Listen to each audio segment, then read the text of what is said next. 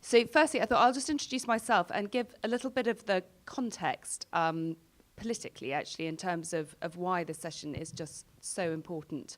And then each of the individual panel members will then introduce themselves and talk a little bit about their involvement in Creative Europe and what they understand by the questions that we have got to answer today. Some of you, I think, do know the Creative Industries Federation. Some probably don't yet. And we are here to represent the UK's arts, creative industries and cultural education.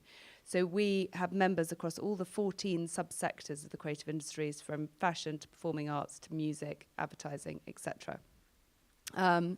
We were the brainchild of Sir John Sorrell, who is a designer and philanthropist. His philanthropic efforts are the Saturday Club, which is an extraordinary skills workshops that are held in schools around the country on Saturday mornings, really making sure that children who are not getting some particularly design skills taught in schools have access to that very specialised teaching on Saturday mornings. So skills has very much always been at the heart of the Federation's work. We have 1,000 members. When they join, we survey them and we ask them, what are the key things which you view as challenges to the growth and success of your business? And 97% of our respondents say that skills are the greatest issue facing their business and their biggest concern going forward. So we've published a number of pieces of research around skills and particularly around issues around diversity, social mobility, the current curriculum, etc. Then Brexit happened. Well, the referendum happened. And at that point, we went out and we thought, actually, this is a really important moment to go out and speak to our members. Actually, we don't know. Nobody's ever asked, what is the relationship of the creative industries sector with the European Union? What does it mean? So we asked, not only are you in favour of remain or leave, but we also asked, what is it that matters to you most? And the message came back incredibly clearly. 96% of our members said they were in favour of remaining in the EU. But most importantly, they told us it was skills and talent was the biggest issue. Some of that is to meet skills shortages, particularly in areas like visual effects and animation and film production. But also, it was about collaboration. You know, we're an outward-looking, international, outward-facing country, and actually all our creative work is very much international at its heart. So that came through. People also told us about their worries about funding, as I said earlier. And when they got to talk to us about Creative Europe, they didn't talk to us about the money. They talked to us about actually what it had engendered and whether that was greater innovation, whether that was greater understanding, diversity of workforce, skills, training, etc. So it's perfect we're speaking about it today. The timing is incredibly important. Skills is absolutely front and centre of the government's agenda at the moment. It's being addressed through the industrial strategy consultation, which has been taking place through government. They issued a green paper looking at actually how are we going to make sure that we are equipped as a country after leaving the European Union for the future. So they have 10 pillars that they've probed. One of them is innovation, intellectual property, etc. But one of them is obviously skills and workforce. So we and many other organisations put in quite detailed submissions about what we need to be looking at in terms of making sure we have a workforce fit for the 21st century. So I think what we'd love to unpick today is actually the role that Creative Europe has played and plays for all of you and all your organisations in terms of actually helping foster a stronger workforce, a more resilient workforce, a more international-facing workforce. And what have you learnt through your collaborations internationally? How has the Creative Europe programme helped you? And so I don't think we're going to be talking about hard skills as such, but what we're going to talk about is what the learnings are when you collaborate cross-border, and whether this is a moment actually that we should be saying to government, you know, let's actually be more ambitious, not less ambitious, and not just look at how we keep what we've got, but how we actually build on it. So that's very much the background to why I'm very thrilled to be chairing this panel today. So I will introduce the panel members, I think one by one, if I go from my left to right, if that's all right. I'm Lois Keidan from Live Art Development Agency, and be interesting to have the conversation about what we mean by skills, because our project is absolutely not about skills, but I think it's our first EU project, and I think the one skill that really kind of comes into play is form filling and reporting. Our project that we're part of is we're not the lead organisation. The lead organisation is Create in Dublin, but it's the Collaborative Arts Partnership Programme. I'll just very briefly read what it is. So it's CAP. It's a transnational cultural programme focusing on the field of collaborative and socially engaged practices across art form and contexts. It's a 9-organisation network, and it's partners in the UK, Spain, Hungary, Germany, and Finland. And it says here, the overall goal of CAP is to improve and open up opportunities for artists who are working collaboratively across Europe by enhancing mobility and exchange, while at the same time engaging new publics and audiences for collaborative practices. So the kind of the key things really for us at Live Art Development Agency at LADA about this ideas of collaboration and ideas of sort of socially engaged practices. The kind of question of sort of skills, exchange, talent is sort of, it's not really what the project's about, and it's not sort of really what we do as well. But it's much more about what we can sort of learn from each other in terms of ways of working. And so I guess this is happening on sort of 3 levels. One is with the partners across the 9 partner organisations, because we're all working in such different sort of contexts, artistically, curatorially, as well as nationally. So there are sort of major museums right through to in Hungary. The partner in Hungary is the Ludwig Museum in Budapest, right through to us, and we're a very small organisation based here in the East End of London, working with live art, performance art, and with very sort of kind of radical, innovative practices. So what we do is completely different from what Ludwig do. And so it's kind of one of the sort of the sharings that's useful is what we can sort of learn from each other in terms of sort of approaches, curatorial approaches, organisational approaches, the different kind of what the different contexts we're operating in, what we can learn from those, and sort of examples of best practice. And then there's the sort of the sharings that artists are having within the program as well, and primarily those sharings are not across borders, but they're more to do with the different constituencies, individuals, groupings that the artists who we're collaborating with in our CAP program, who they're working with. So in the UK, for example, for us, for LADA, the two of the projects that we've done. Sorry, I should have also said that our project's a 4-year project, and each year has got a different focus in terms of ways of working. So the first year was about workshops. It was very much about sort of professional development on that scale, on that level. The second year was about residencies. It was about sort of artists working in situ, what that means, what can happen. The third year is commissions, sort of actually generating artworks and projects. And the final year is sort of publications and more sort of kind of gatherings and symposias and sort of dialogue. So for LADA in the first year in the workshops year, was able to support and make a huge difference to a program we run called DIY, which is artists sharing ideas and methodologies with other artists. So we support between 20 and 30 different sort of professional development sort of workshops / mini research projects led by artists across the UK, and we do it in partnership with artists across the UK. And it's really is about these kind of creating these challenging, innovative, unusual spaces for artists to share ideas and share methodologies. And that's always been proved to be a really kind of generative project, and with the enhancement of CAP meant we could put more money into projects and also just look more about the sort of the findings and outcomes of those, which have been incredibly instrumental and generative. The other project that we did in the workshop year was a project called Playing Up. The photograph there of the 2 gorillas, big grown-up gorilla and baby gorilla. That was a collaboration with an artist from Germany called Sibylle Peters, who does extraordinary research with children. Her primary researchers are children. She makes extraordinary projects with children. So this is a project which was creating an artwork, a game that adults and kids could play together to using sort of live art practices and using live art worlds to sort of understand each other better, to understand how to negotiate the world better. And again, it was a really kind of instrumental project.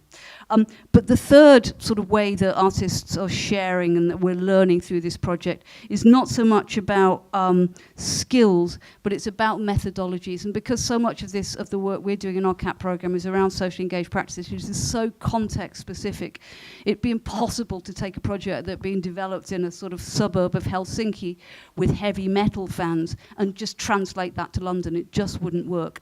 So what we're interested in is how we can share methodologies and ways of working. And so for us in the residency phase of CAP, what we did was a whole bunch of research residencies in relation to a project that we're doing around privilege, which is also a huge issue in relation to EU. We had 4 artists doing research residencies with us, creating these sort of guides, methodologies around working with various disenfranchised, underprivileged constituencies. The old, the young, the displaced, and those excluded for reasons of economic and social barriers. And so those are kind of these kind of case studies here, which are going to be widely disseminated through our network and beyond that. And it's this idea of sort of sharing ways of working, sharing methodologies. For us, that's the most important thing about our collaboration. It's not about skill sharing so much, but it's about sharing ways of working. And just finally, just in terms of sort of making the case, I think it's just really important to iterate, certainly for us, that the art and ideas and everything that they do on a sort of individual, collective and societal level should not and could not be restricted by national borders or by archaic notions of national identities. Hi, everybody. Have we got anybody here that works for a film festival? Very good. I just wondered who we had in the audience. So my name is Hatice Özdemirciler. I'm the head of training for the Independent Cinema Office. We are based in London and we do lots of things. We program cinemas, we distribute films, and we do lots of consultancy work. We also run a training department, which is my job. We do lots of training for people that work in cinemas and film festivals. We have one project which is funded by Creative Europe, which is called Developing Your Film Festival. Those pictures are all from the course as it ran 2 years ago. We have just delivered our 7th edition, so we're going into our 8th edition preparations now. This is a course that brings together around 30 or 40 people that work for film festivals in different countries around the world. We bring them to a remote location, as remote as possible, to have 6 days of inspirational skills development and knowledge swapping. Reiterating what Lois said, actually, we get lots of evidence of, the sponsorship talk meant that we got in 50,000 euros that we would never have got in before, etc. Lots of very hard facts to do with money and skills development. But always, inevitably, the number one piece of feedback from our courses on an international level is that the privilege of being able to network with and spend 6 intensive days with international colleagues is inspirational in itself. I believe, and I've seen it happen now many years in a row, people from other countries will ask you questions about what you do and what you take for granted that you will never be able to ask yourself because you just can't see outside of your everyday experience. It's also, I think, for film festivals in particular, and I'm sure lots of other people in the creative industries, it can be fairly lonely. If you're a marketing manager for a film festival, you probably don't know any other marketing managers from film festivals. If you do, they might be competitors. So yes, you might have a chat, but you're not going to be completely honest. Whereas when we have people coming together from Lithuania and Japan and the UK, they can be completely and brutally honest with each other about what works and what doesn't work. And that's what I believe is the most important thing about bringing people together. I'm happy to leave it there, actually, so we can leave time for questions. But that's it in a nutshell. Hi, I'm Becky and I work for Liverpool Sound City. And we are a company that organises music festivals and music industry events. So we've been established for 10 years now, and we've just delivered the 10th anniversary of our big festival in Liverpool that we do called Liverpool Sound City.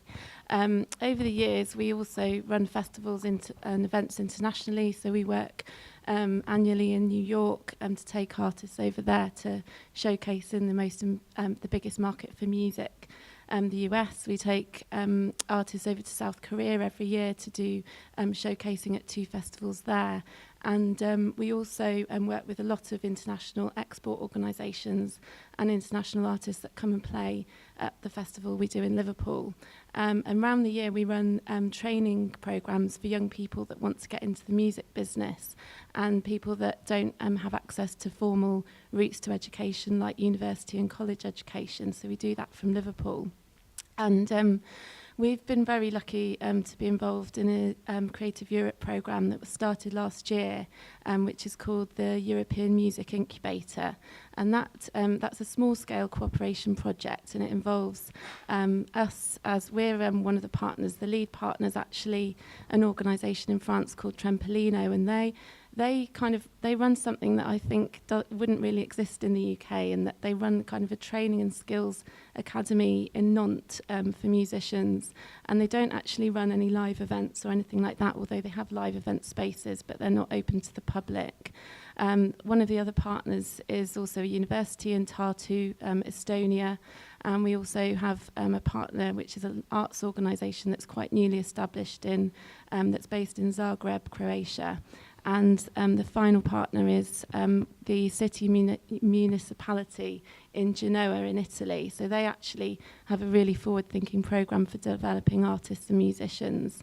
And so it's been really interesting to work with all of the partners. We actually are still at quite the early stages of our project, because when Trampolino wrote the bid, it was deemed to be one of the highest scoring ones in the Creative Europe programme for that year.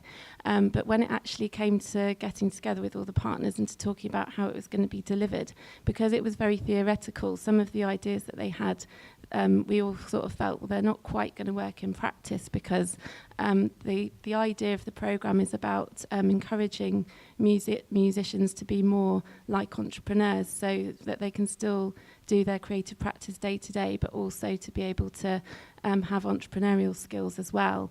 And that's something that we've been doing for quite a long time in Liverpool with the training that we've been doing.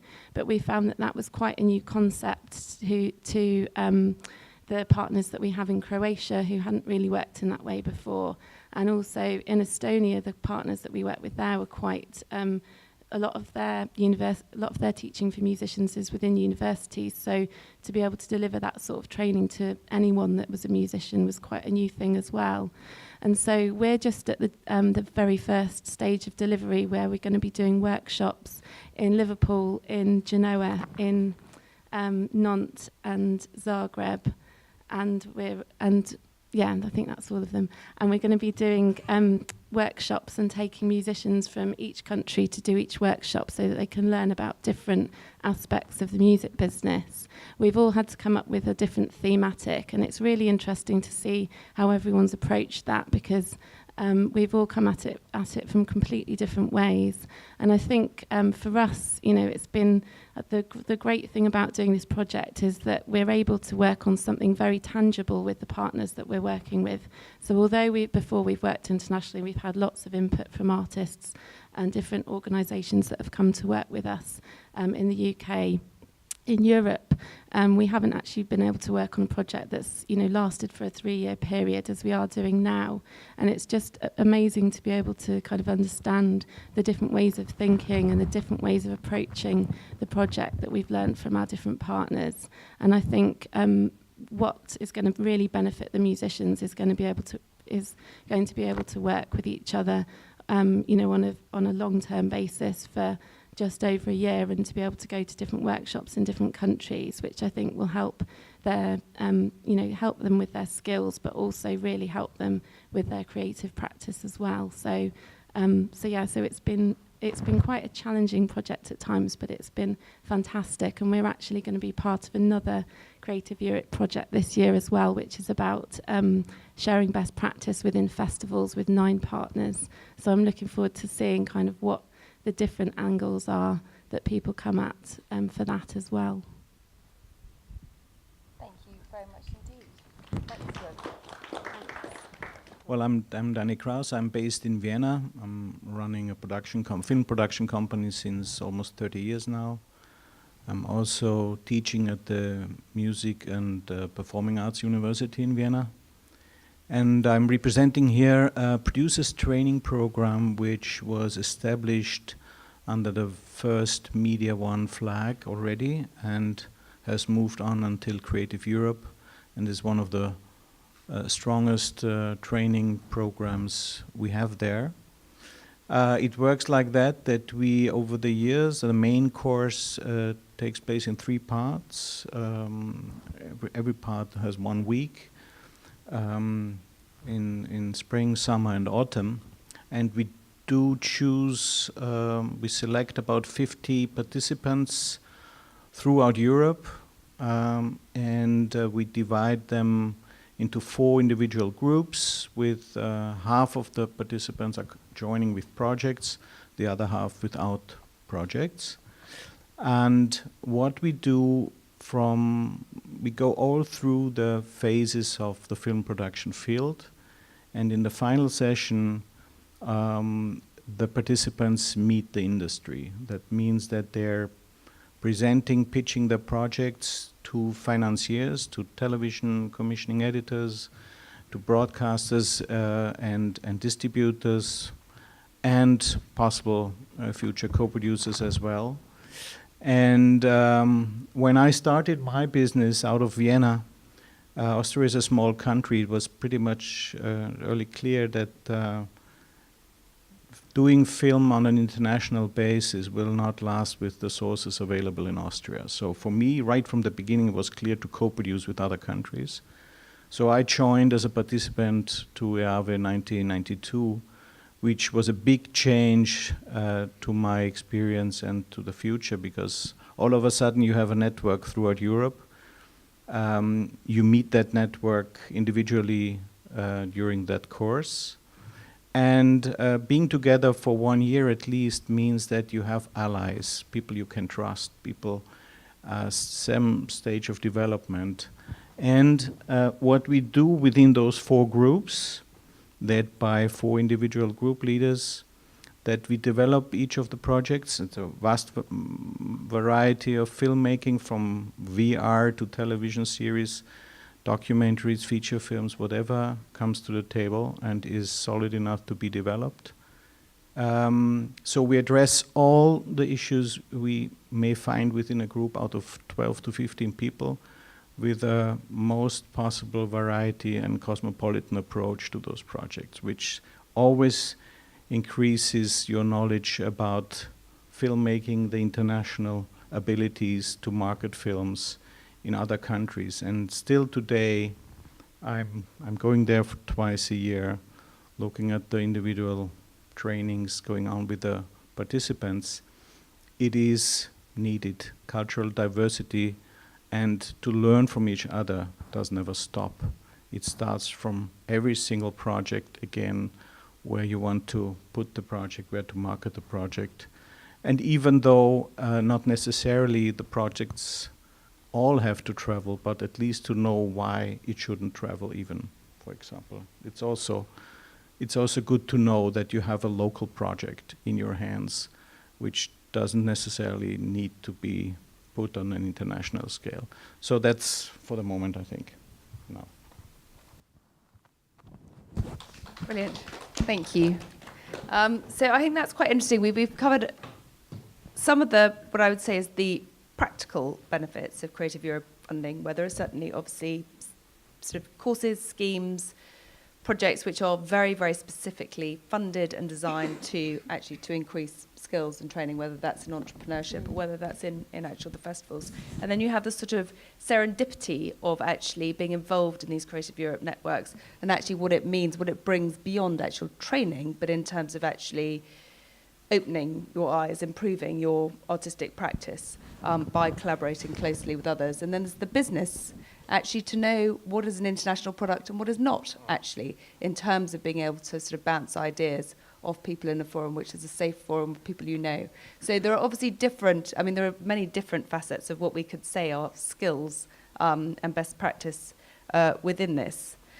So I would say, what would be really useful is I don't know if any members of the panel can come up with, sort of, if they could say 3 things or 2 things that they really genuinely feel they would miss out on if they were not able to access this European funding. If it was switched off, we've got 18 months. If it's switched off in 18 months, actually, in terms of your business development, where you're looking, what you're hoping to achieve, it'd be very interesting to know what the sort of risk is. Because again, that's another way that we can talk to government, is say, actually, these are the things which would not be delivered. So I think there's so many reasons why it will be really detrimental to the UK music, music artistically. But also, yesterday I was with UK Music, and they've just published a report about the value of live music to the UK music industry, and it's now worth about £4 billion annually. And what accounts for that is a spend per head of £850 from people overseas, and a lot of that is from Europe as well. So economically, it absolutely makes sense, and I think Brexit will only hinder that. And I think in terms of skills and training, we've learnt a huge amount from the people that we're working with already on our European programme, just ourselves. And I think in terms of creative skills and training, it's quite difficult for a lot of young people that graduate now to get jobs within the UK music business. And if they can, there's so many festivals and live events that take place across Europe where people do go to work. So if they're not able to go over to work at those events, and they're not able to kind of learn on the ground from people in other countries and be able to kind of share those experiences, I think we're just going to be a far less colourful and a far poorer place, just in terms of artistically and also economically as well. Yeah, no, thank you. And actually yesterday, the Creative Industries Federation, we had our first huge international conference. And certainly, the topic was international, but inevitably the focus was Brexit. And within Brexit, we touched on trade and we touched on intellectual property. But actually, every single keynote speaker came back to exactly this issue, is that we are an outward-facing country, and this is an outward-facing sector, and all of us will suffer in terms of not being able to have this access to European markets and freedom of movement. And certainly for some of the work that we're doing at the Federation at the moment is exploring, if we do end up with a system where there needs to be some sort of permit or some sort of, carnet or however it might go back to working, actually what we know doesn't work at the moment is the current immigration system that happens.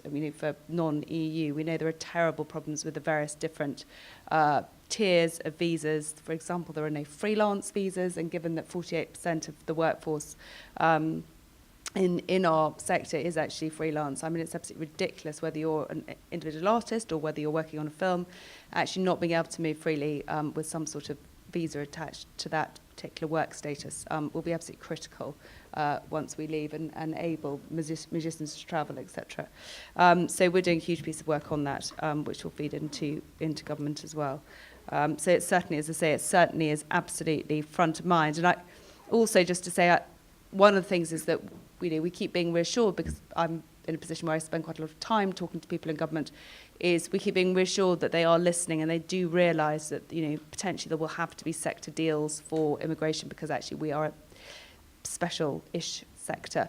But I think the trouble is the government are not making any of these noises public. They might be saying them within closed rooms, and we've gone back to them actually recently, in fact yesterday, making it very clear that some of the feedback we have had is, when Theresa May put on the table her deal, as it were, for EU citizens, it was a deal. It wasn't a warm, welcoming, you are part of our society, you are part of what makes this country great, and we want to make sure that you are here and you are welcomed, and we make sure that it's easy for you to stay. It was very much we're doing you a favour. And that message, obviously, has landed terribly. And the anecdotal evidence we get of people who are already losing their EU workers because they just don't feel the atmospherics in this country are particularly welcoming at the moment. So we all need to do a lot of work, and it is programmes like Creative Europe who can help us continue to do that work of saying, actually, at the grassroots level, we want to work with the EU and we want to keep these programmes up and alive and running. So I think it's really very important. Anyway, sorry, back on, that was my intervention. Back on to your thoughts on what you feel that you would lose if we weren't able to access these programmes. So I think we work in the end of the film industry, which is all about audiences, and I think the biggest challenge I can see if the UK leaves Creative Europe is actually to do with audience choice. There'll be less variety of films, there may be less cinemas, and from a film festival point of view, they actually become even more important should that happen. But anyway, let's not talk about that. It's in terms of skills in particular, I think for me it's all about innovation. Innovation would suffer because you would have, if you have a room of people training who have basically very similar experiences, the ideas that are born are completely different than if you bring together people from across the globe. And that's one of the most important things that mustn't be lost. I mean, in terms of practical terms, we wouldn't be able to run the course that we run without funding from Creative Europe, and there is, at the moment, nowhere else that we would get that funding from. So that is a scheme that we've been running for 7 years that's developing and professionalising a sector which is under-resourced and overworked and plays a really important part in communities and in the film industry. So obviously that would be pretty detrimental all round. But yeah, for me, it will come back to innovation. It'd be pretty boring, basically. Thank you. Well, obviously Brexit is completely catastrophic in every sort of which way. But I think in terms of art, certainly the bit of art that we're involved with, the freedom of movement is the most catastrophic aspect of it in every which way. Freedom of movement of artists and of arts workers and all of that. And I think there's always been sort of dialogues and exchanges and collaborations between artists and cultural workers between the UK and Europe, even before Creative Europe, even before EU. But I think what Creative Europe has really facilitated is that happening in much more informed ways, in much more inclusive ways, and in much more sort of collaborative ways. It's not just sort of one-on-one conversation. So it's really facilitated sort of sectoral-wide research questions that are not insular, that are sort of happening on sort of pan-European or even on a global level. Research questions, sectoral professional development, and all kinds of sort of sectoral developments in terms of audiences, in terms of support for artists, in terms of sort of critical thinking, and different ways of working. And Creative Europe has really made that possible, and it's almost on a daily basis now that I'll be talking to somebody about some kind of research question or some kind of issue that would only be sort of, that would be best attended to through a sort of Creative Europe collaborative project that could attend to it in all kinds of different ways that it sort of needs.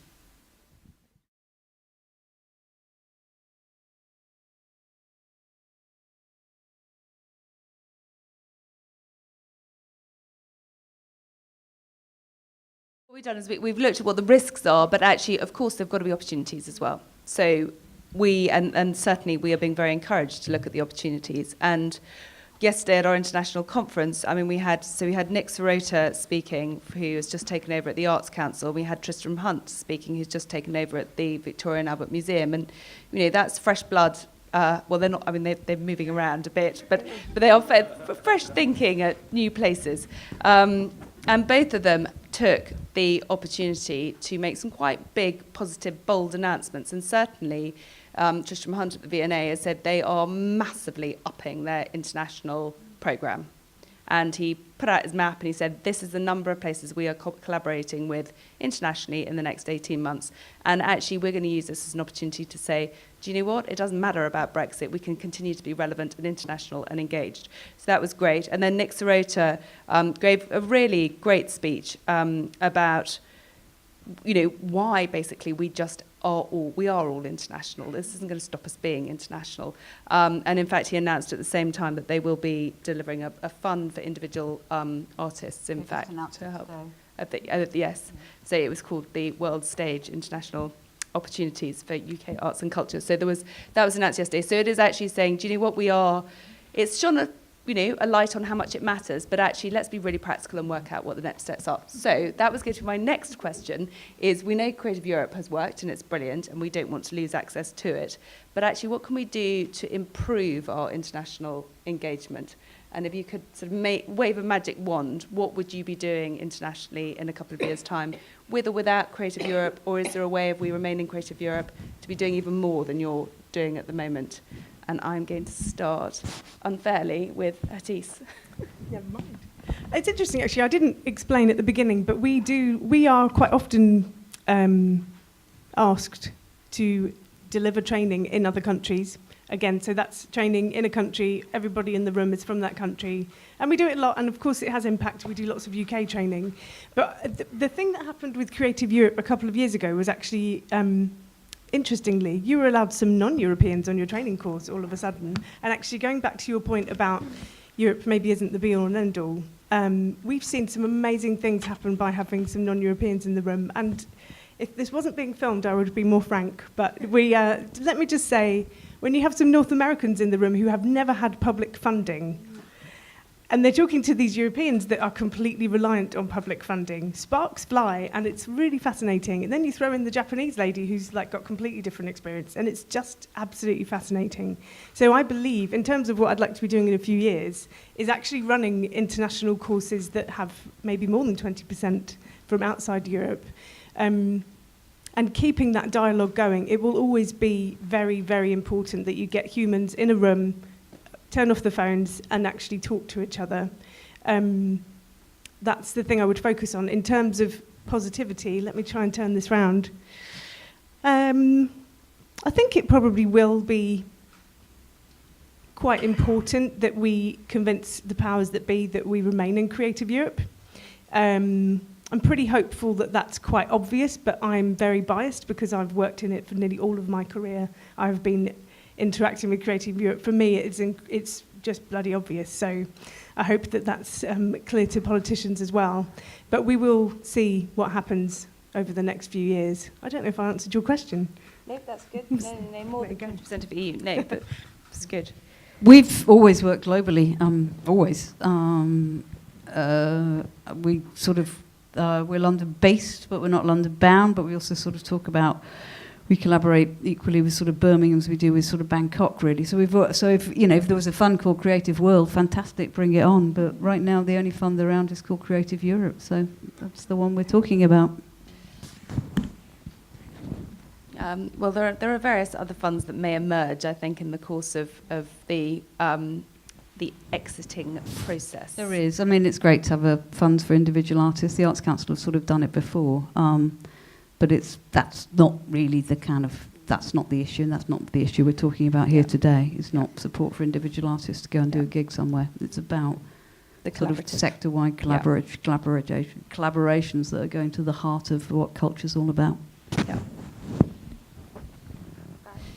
Well, of course, it's linked to financing and money, and taking into account on one side what the UK contribution towards Creative Europe and other initiatives are, and compare it with individual bilateral or even trilateral, whatever agreements you can raise for the future.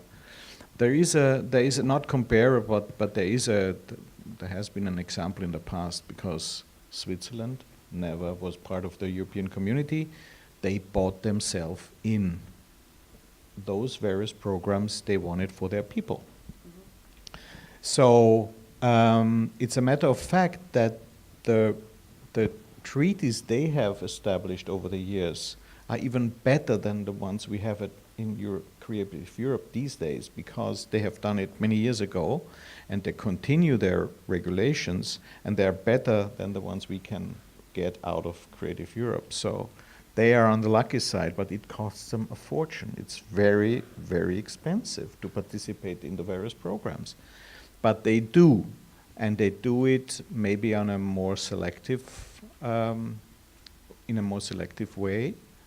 But it also sharpens a profile about what's going to be needed and what kind of diversity you can promote and in artistic meanings continue. And of course, UK will never be, we cannot even anticipate the film industry without UK. It doesn't simply work. And so in that sense, if Creative Europe does not continue as a special treaty with the European community in the future, then you would have to establish it like the Swiss did, for example. And then it works maybe globally, not only on European limits, which might then be used as an advantage. Yeah, it's obviously, unfortunately, linked as well to us having a freedom of movement border issue, so that we would be able to make the most of it as well. So it's all to be decided. And Becky? I think just picking up what you were saying before is a really good point, because there's a relatively small number of arts organisations in the UK, I think, that have benefited from Creative Europe, but what they have been able to do with it has been fantastic. And I think, you know, as you say, when you're in a position where you are having to collaborate without that resource, I think that's where it has to encourage innovation. And I think we're all of us working in the creative industries, by virtue of what we do, you know, we are thinking about different things and ways of working all the time. So I'm just hopeful that that we'll be able to, you know, work within whatever parameters we have, and, you know, make our case for staying within it, but also to be able to be innovative, you know, where we need to, you know, find new ways of working outside it.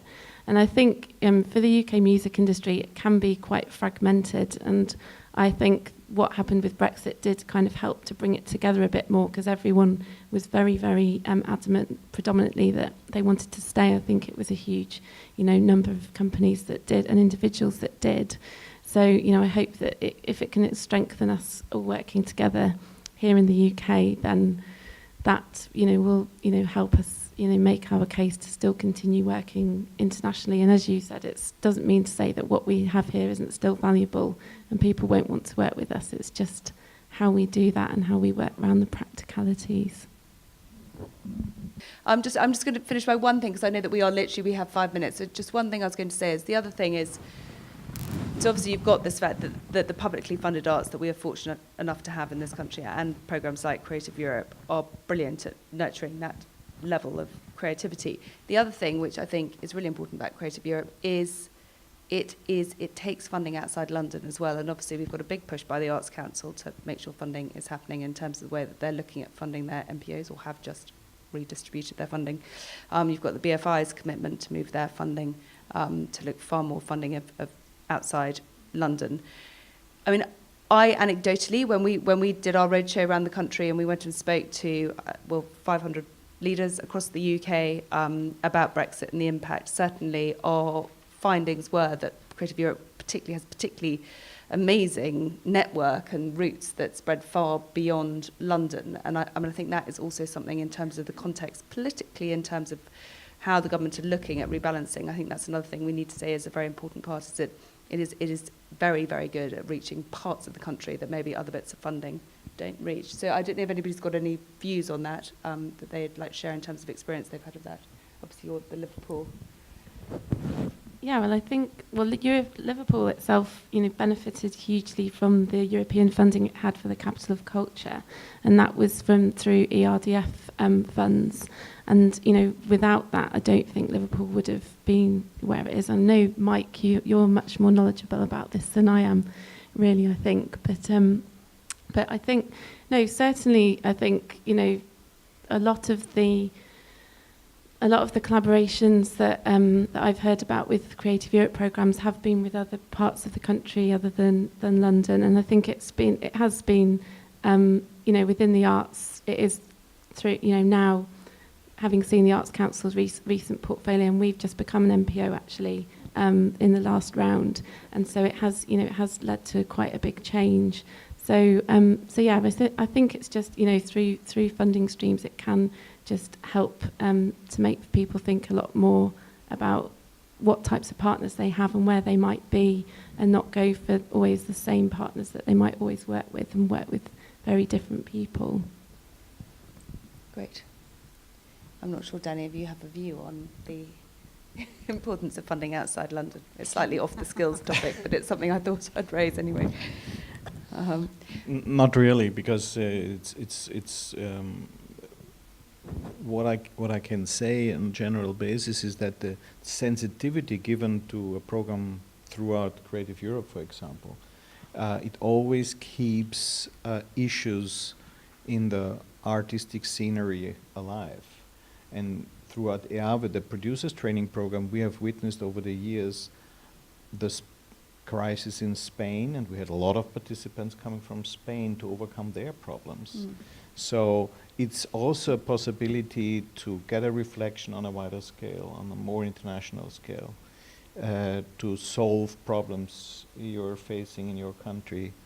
And so that's spreading way more out than in the capitals, I have to say. Okay, well, that's really interesting. Things that I think we've learned today that in terms of Creative Europe, from a skills perspective, helps with is you've got hard business learning, and that was your point about actually learning whether to make a film as a national film or an international film. Actually, it gives you that context to play with and understand where you sit. And in terms of practically, it's about distribution and how that works. We've got the fact that obviously learning from a diverse workforce, we all know, I mean, there's been hard economic evidence that works, but this is a fantastic way of enabling that diverse working. Building networks, really fantastic. I mean, obviously that is something which obviously endures as well. I mean, your evidence is that these 6 days that people spend with people, actually, those networks go on, and it changes the way that they do business and approach international festivals, etc. Really practical funding from Creative Europe for proper training courses in terms of actually the skills we say around entrepreneurship and around running festivals. So some really practical business benefits, and there's nowhere else that funding could come from as well, which I think is really interesting. There isn't another pot you can tap for that sort of thing. Innovation in terms of actually fostering the way that we think innovatively, because we're dealing with people who look at problems slightly differently. I really like the asymmetrical partnerships piece, actually, which you talked, actually, that you're involved with the Liverpool Museum, but actually equally there are individual artists involved in the practice. I think that is, again, I mean, what other program is there that could actually pull together something that operates and works like that? So I think the learnings everybody would receive from that it's completely unique, I think, in terms of anything that I've come across at all. And also the way that it supports less commercial practice and practice outside London as well. Non-commercial practice. Non-commercial practice, exactly, which we all know is the R&D of the whole sector. And as you say, I know you feel that maybe culture and creative industries shouldn't maybe always be bedfellows, but actually we believe that the R&D that goes into the non-commercial practice is actually what stimulates the commercial practice. So we would say they're different business models, but ultimately they all feed into each other at some point.